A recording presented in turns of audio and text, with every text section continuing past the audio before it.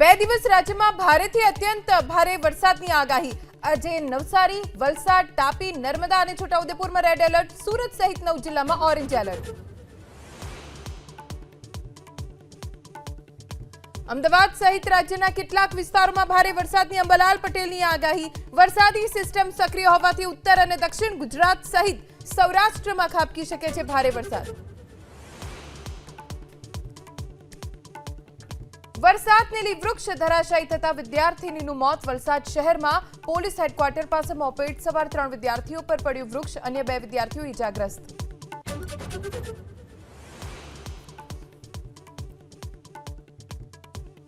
મહીસાગરના આડદરી ધોધમાં ડૂબ્યા મૂળ રાજસ્થાનના 2 કિશોર। ફાયર વિભાગની ટીમે એકનો મૃતદેહ બહાર કાઢ્યો, અન્ય એકની શોધખોળ ચાલુ।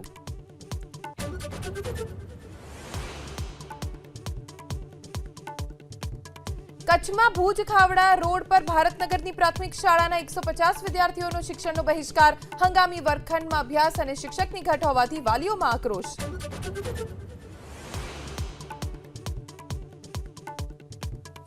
ચૂંટણીમાં ટિકિટ વહેંચણીને લઈ કોંગ્રેસ નેતા રાહુલ ગાંધીની સ્પષ્ટ વાત। પ્રશિક્ષણ શિબિરમાં કહ્યું, પ્રદેશના નેતાઓ નહીં, શહેર કે જિલ્લા પ્રમુખોની સહમતિથી જ ઉમેદવાર થશે નક્કી।